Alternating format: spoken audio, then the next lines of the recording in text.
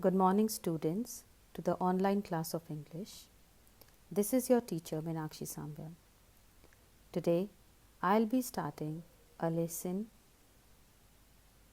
from First Flight, Unit 2, Nelson Mandela, Long Walk to Freedom. The author of the lesson is Nelson Rolihlahla Mandela.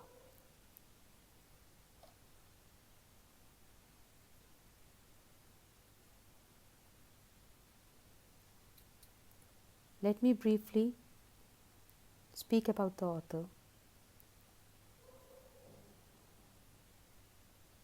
Nelson Mandela was a great hero who gave freedom to the blacks in South Africa.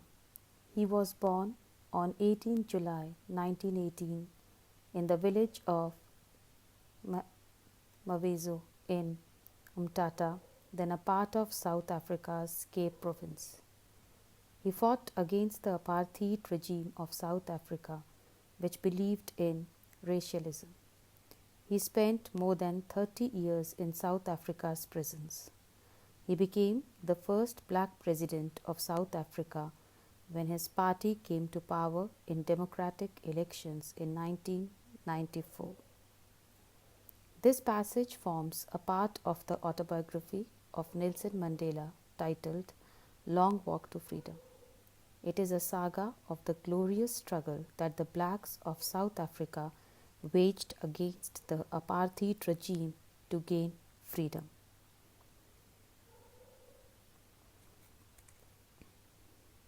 Introduction to the lesson.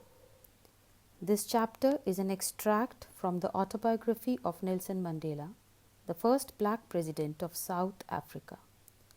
Excerpts from Long Walk to Freedom include description of the inauguration ceremony, citations from his speech, his journey to being a freedom fighter, the struggle, along with a tribute to other freedom fighters and countless other people who fought for their freedom.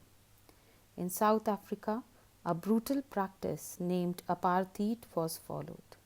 Apartheid refers to the discrimination between people on the basis of their race. It was one of the most brutal societies where dark-skinned people were deprived of their basic rights. This lesson gives us an overview as to how Nelson Mandela, along with others, carved their way to a society where there will be no discrimination on the basis of their color, caste, race, age, or gender.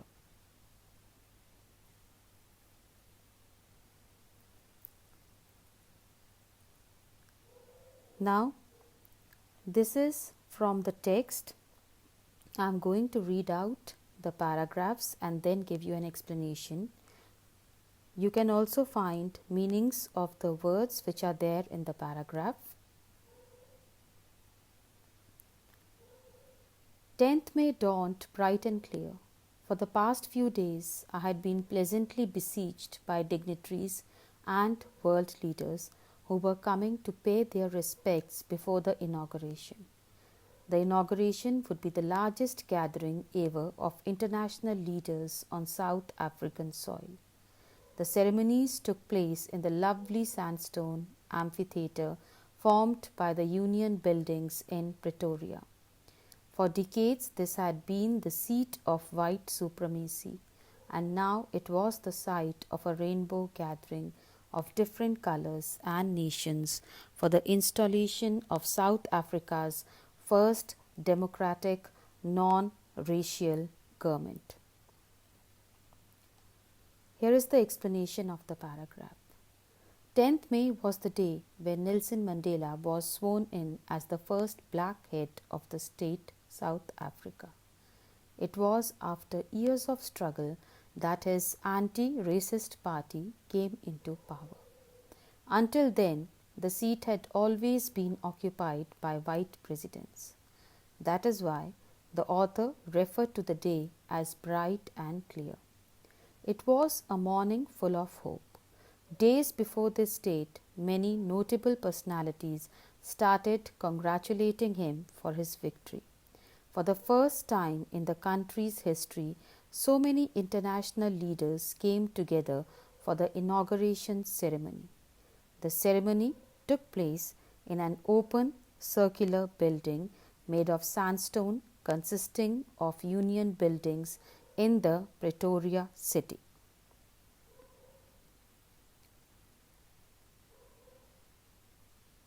Second paragraph.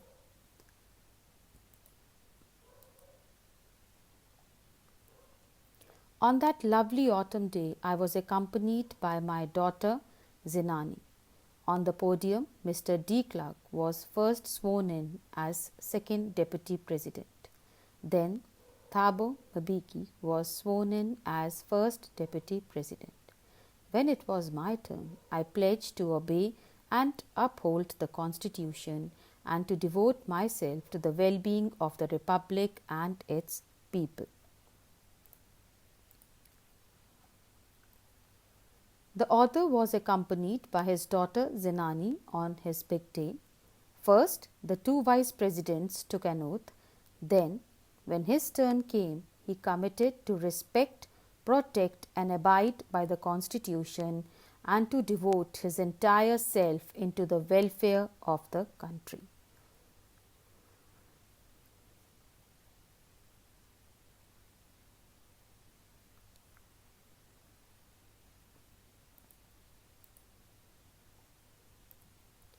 To the assembled guests and the watching world, I said, today, all of us do, by our presence here, confer glory and hope to newborn liberty.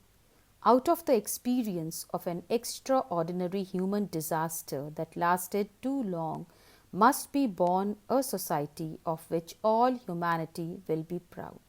We, who were outlaws not so long ago, have today been given the rare privilege to be host to the nations of the world on our own soil.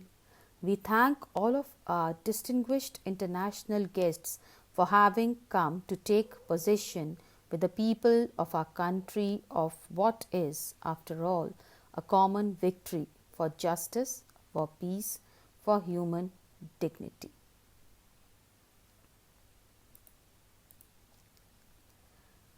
The author also mentions some parts of his speech where he said that everyone, by his presence, was giving rise to hope for a new beginning. Previous rulers were discriminatory and lasted for long, but the ones who are given the opportunity to rule now, that is African National Congress, would stand up against discrimination. He is glad to host a ceremony with the presence of global leaders. It is an achievement in itself. There was a time when South Africa, for practicing apartheid, lost all its international political relationships. Now, when there is no segregation on the basis of race and gender, other nations are happy to have healthy democratic relationships. Finally, they have come to power and they pledge to make everyone proud. He thanked everyone, especially the international leaders, for joining them in celebrating their achievement, which is a step towards an equal society where every human will be treated fairly.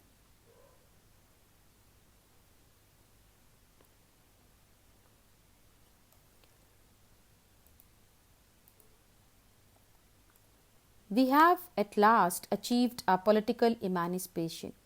We pledge ourselves to liberate all our people from the continuing bondage of poverty, deprivation, suffering, gender and other discrimination. Never, never and never again shall it be that this beautiful land will again experience the oppression of one by another. The sun shall never set on so glorious a human achievement. Let freedom reign. God bless Africa.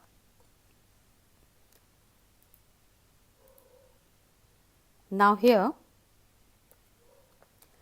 the author mentions that after great struggle, they have finally achieved political freedom.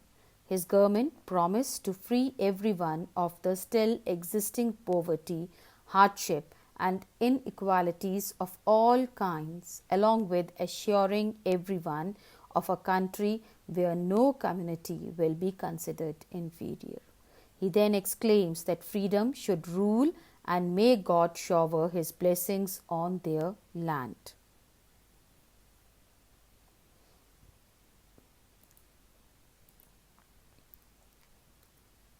A few moments later, we all lifted our eyes in awe as a spectacular array of South African jets, helicopters, and troop carriers rode in perfect formation over the Union buildings. It was not only a display of pinpoint precision and military force, but a demonstration of the military's loyalty to democracy, to a new government that had been freely and fairly elected. Only moments before, the highest generals of the South African Defence Force and Police, their chests bedecked with ribbons and medals from days gone by, saluted me and pledged their loyalty. I was not unmindful of the fact that not so many years before they would not have saluted but arrested me. Finally, a chevron of Impala jets left a smoke trail of the black, red, green, blue, and gold of the new South African flag. Just after the newly elected president's address to the audience, an impressive arrangement of fighter jets, helicopters, and soldier transporters raised everyone's heads up in the sky. It symbolized perfection as well as military's respect and obedience towards the free country. The high commanders who have won medals for their bravery also saluted and promised their loyalty. Mandela mentions that he was well aware that these commanders who were now saluting him would have arrested him under the previous rule, as during the oppressive white supremacy he was considered to be a criminal. The air show finally ended by making of the South African flag in the sky from smoke beneath the jets.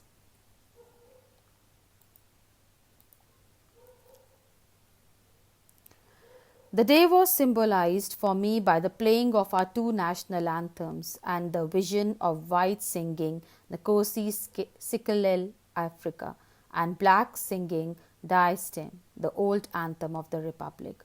Although that day neither group knew the lyrics of the anthem they once despised, they would soon know the words by heart. The author remembers the day as the playing of two national anthems of the country, one of the whites and the other that of the blacks. On that day, no one knew the wordings of the anthem of the blacks, but Mandela was confident that everyone would soon learn this anthem that they once hated.